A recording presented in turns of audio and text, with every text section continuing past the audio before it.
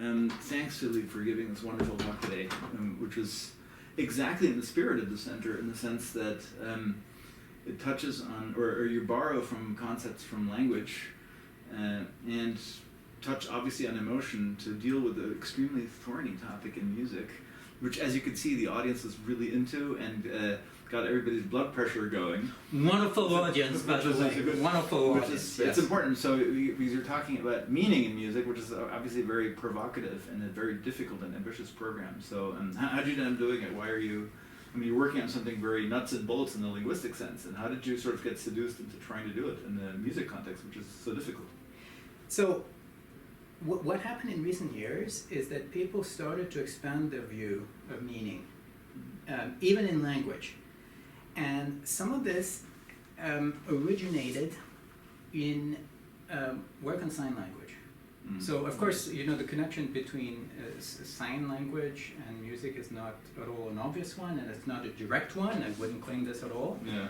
But what happened was the following. People were interested in having a formal semantics, a very explicit set of rules, not just for spoken language, but also for sign language. Mm-hmm. And the first thing that they realized, which was extraordinary for theoretical linguistics, was that not only does sign language have the same kinds of grammatical rules and the same kind of semantic rules as spoken language, sometimes it makes them visible. And so I gave, in the talk, I gave this example of logical variables, indices, which are realized by way of pointing in sign language. But then there was the example with the pronouns. The example with the pronouns. Disambiguate. You disambiguate by way of pointing, and you have visible variables in sign language. Yeah. But there was a second discovery. The second discovery was that along certain dimensions, sign language is more expressive than spoken language because it has a rich iconic component, which exists in speech but is not very common. Right. And then the question arose, how do you describe this iconic component? But once you start describing this iconic component on top of kind of the grammatical and logical meanings that you have, of course, in sign language, then you suddenly open a new set of questions, which pertain to pictorial semantics, to iconic semantics in general, and this in turn gives you the means to address further questions about picture semantics, about gesture semantics, and, if I'm right, about music semantics. So it's really, I think, the recent interest in iconic semantics that, to some extent at least, made plausible. Yeah. So for you, it's sort of a natural consequence of the research program in semantics. Absolutely. So because it was semantics was underspecified, or it was, let's say, insufficient. The theory of semantics is insufficient to capture the richness of the experience of language across other. That's absolutely correct. But what's very striking is that the original idea in semantics, which is to know the meaning of a sentence, to know under what conditions it is true, this idea could from the start have been applied to other systems than language. So to know the meaning of a picture is to know under what conditions it is true. And then you can go from there, and you can ask questions. Let me ask you something, and maybe this is too nerdy a question, but I mean, is truth, are truth conditions really necessary for understanding? In the sense that, I mean, I can imagine interpretations that are plausible that are not truth conditionally plausible. Yes. Okay. This is a very important point, and it's a reaction that people often have. So if I describe something in terms of the inferences triggered by the music, people are very happy. And then if I say, oh, but that means that the music is going to be adequate or true in certain situations and not others, they find this very provocative. But what you have to realize is that in a way it's the same notion, right? So. Of what kinds of situations will music excerpt be true? It will be simply the situations that make true all of the inferences. We're talking about the same thing with two different vocabularies. If you prefer talking about inferences, that's fine. There are technical reasons why I think it's actually useful to be talking about the notion of truth. If you're worried that the notion of truth is too logic-like and you want to say, oh, you know, the music is adequate for certain things and not for other things. Under any name, as soon as you have this bipartition between certain situations for which the music is adequate and certain situations for which it's not adequate. Yeah. You have truth under another name. Yeah. That's okay. So a key part of the argument that you're developing, which is the notion of reference that you bring in. And so we were talking after your lecture a little bit about how could you test that. Yes. And so one interesting suggestion that Bill Izzardi made, which I thought was cool, is you could actually test some of those claims with something like eye movement. Because so what you offer is a really rich opportunity for tons of experiments. I mean, that's what's exciting about the proposal too. So could you, for instance, imagine setting up? So what I really liked about the proposal, the way you were developing the argument, is the notion of having minimal pairs, which is very cool. And of course, I know it's a ton of work for your composer collaborator. I mean, my God. But it's an immensely useful methodology. And so could one imagine using that maybe, for instance, combined with eye tracking, under the notion that you would expect and you would predict that a participant, a viewer, listener, makes an eye movement to the part that is the correct inference, that is the licensed or triggered inference versus not. I mean, you could make very specific predictions about where you may or may not look with respect to something like that, right? So this would be, I think, enormously important because, at this point, I'm basing all of these things on, introspective judgments by, me and a few other people and, Sure. and a composer, Archer Bonetto, who writes these minimal pairs. So we definitely need experimental data. So how can we test this? One way is to ask in words for certain inferences about abstract sources, or for that matter, concrete sources. That doesn't particularly matter. You can say, do you get the impression that something is coming closer or something is moving away from you? Do you get the impression that something is dying out or that something is triumphantly reaching goals? So you can do this with language. Okay, that's one way to do it. You could also tell little stories. So you could say, suppose that this is about a swan doing this and that, and that this describes a swan. Now we come to this next bar. What do you infer about what the swan is doing? Okay, and now you can start also playing with the music. You can start rewriting the music. I had this example in which we replaced the end of a Strauss excerpt about Don Quixote. Instead of the tonic, we have a cluster, and then you get the impression that Don Quixote is falling off his horse. Yeah. Okay, these are things that you can test with little stories as well. But of course, it might be useful, possibly more elegant, to try to match these things to visual stimuli. And then you could really use eye gaze to test these kinds of things. I mean, you could do simpler things. You could ask, which musical stimulus best corresponds to the music? Right. And then you could do the much more fine-grained things that you're describing. And all I can say is I hope that music psychologists will get interested in this and that some of them will want to test these things because we absolutely need data. I mean, it sounds... I thought, you played some of the really... Working with music from videos is probably very useful in the sense that so for instance, you played examples that were matched or mismatched from the 2001. Yes. So I mean, those are the kinds of materials, I guess, where one could get quantitative data from like a ton of observers to get a feeling for what the interpretation might be. Absolutely, and how you modify. I mean, the excerpt from 2001: A Space Odyssey, with the ape using a tool to break bones. Yeah. The point was, yes, there was the original music in Kubrick's version, which was Strauss, but you can actually use completely different musics, and they trigger different inferences. I mean, that's the extraordinary thing. And then you can ask more specific questions about how these inferences relate to inferences triggered by gestures when gestures interact with language. But then, yes, of course, you can use these videos to test the effect of the content of the music and the type of inference that the music triggers. I mean, so I assume that, I mean, I think people often misunderstand this, but I mean, the kind of knowledge that we're talking about is tacit knowledge, right? It's implicit, it's not learned. It's like grammar, it's like the knowledge of your own language.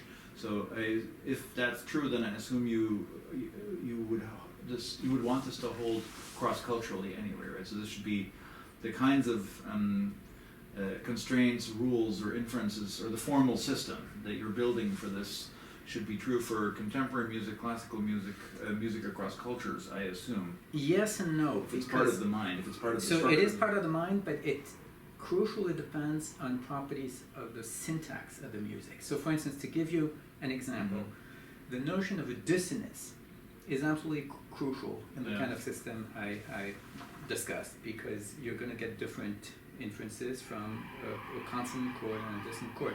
But the notion of dissonance is itself relative to a key in Western classical music, but also to a genre, to a culture, etc. Yeah. So you first need to have a good grasp on these things before you can actually start deriving predictions about the semantics. So it's a complicated thing. The other point you mentioned, which is, tacit versus explicit. Absolutely, you have the same kind of issues in music as you do in language, but in a way it's worse in music because we have conscious access to at least a large part of the meaning of sentences. And I think in music very often this is not the case. In order for the access to the meaning to be conscious, it has to be fairly concrete. And my suspicion is that this is for the same reason that when you see abstract paintings, often you kind of sense that they are telling you something about the world, but the more abstract they are, the less conscious this meaning is going to be. And so I think there's a particular difficulty in musical meaning, which has to do possibly just with the fact that it's so general and so abstract, which has been one of the reasons people have been so skeptical of the idea of the music semantics. I mean, it's an incredibly rich opportunity for new experiments and stuff, right? So we hope, I guess, that, I assume that your hope or ambition, desire, or whatever, is to seduce people into wanting to do more of these experiments. Oh, absolutely. And try to sort of test the specific predictions of this. So I would say this is kind of armamentarium of methods that we now have. This is the first order of priority is to establish in experimental grounds a lot of the correlations that we discussed, and some of them are fine-grained. So, for instance, I mentioned this thing, which I think is a fairly natural prediction of the theory, that if you want to evoke a source which is dying out, then decrescendo could be combined with rallentando. But if you want to evoke a source which is moving away, the rallentando is probably not a good idea. And so it's a very, very simple prediction. It has to do with the interaction between two properties, and this ought to be tested as these are sort of straightforward parametric predictions. Absolutely, yes. So that's doable. Yes. Okay. There is another side for people who are more on the purely music side than on the experimental side, which I think could be of interest, which is to actually perform very, very detailed semantic analyses of excerpts of real music, using this method of minimal pairs, but also looking in great detail at what the predictions are, what the explanations for the various effects are, possibly how different interpretations in music performance give rise to different inferences. I would find this enormously interesting. No, I think it's I want to buy, right? I think it's because I like the particular conclusion where this is going about studying a really, fundamental property of the mind. And, absolutely. So that, just having heard the talk, I'm also kind of stunned by the complexity of how are we going to test, the narrowness of the inferences that are triggered versus I think probably what made, so for instance, Paul Boghossian, the philosopher who was asking some questions, is maybe like me, not nervous, but sort of unclear about what's the scope of the predictions that are triggered or the inferences that are triggered.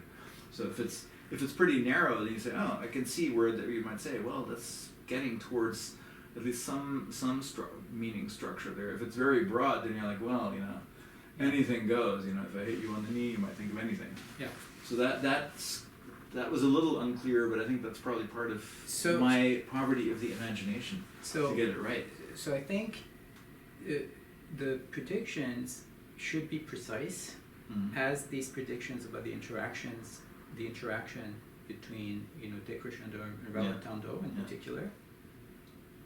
Some of this is open-ended in the sense that we have yet to describe in greater detail various musical means that trigger these inferences. And some of it is, one of the key ideas is it's a very different situation for music to have no meaning versus to have an abstract meaning. Yeah. And the idea of an abstract meaning is absolutely crucial. Yeah. And the idea that just as would be the case in abstract painting and in abstract visual animations, there could be a gradient to this, in the sense that there could be more or less abstract a painting or visual animation. So abstractness is not truth conditional? No, so abstractness will be captured in this truth conditional system by basically how large and how diverse the set of situations is which make the music true or which make the painting true. Okay, right. And it's something which is, it's not always easy for people to grasp, that the kind of general framework of a music semantics right away tells you that in principle it could be a completely gradient thing. If you have a musical excerpt which is true of completely diverse situations, or for that matter of all situations, of course its content is going to be very limited. But what happens in general is just that there is a content, but because the situations are so diverse, yes, these situations have to have something in common. They have these abstract properties in common, but it's very often difficult to put this in words, and that's the reason we need to develop methods to test exactly these. So the nature of the abstractness is it's hard to talk about. It may be ineffable for us to talk about, but there is an abstract form of representation that's clearly there. There is an abstract form which is there, and you can address the problem of having a class which is in a way too large to be manageable by saying, oh, assume that the beginning of this excerpt is talking about a swan. Then if that's the case, what does the next bar tell you about what the swan is doing? And it's just a way to add extra musical information so that you can make intuitions much more concrete. And of course in program music, that's what people do.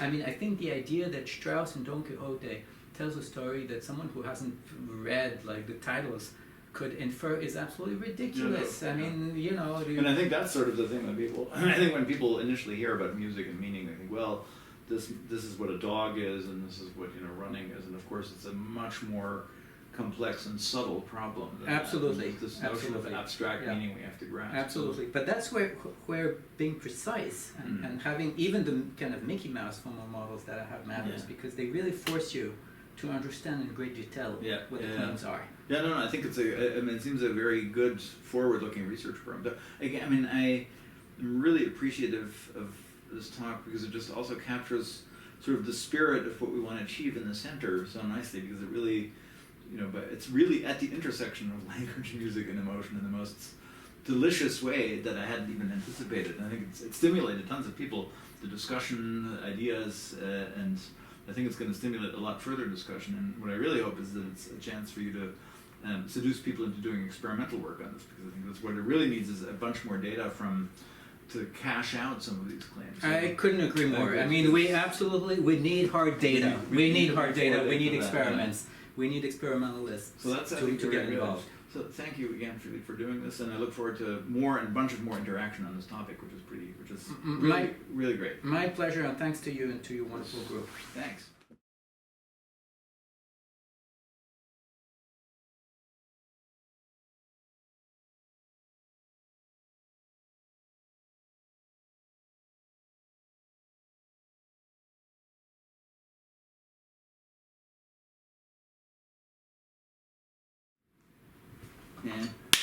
Exactly. This is how we do it.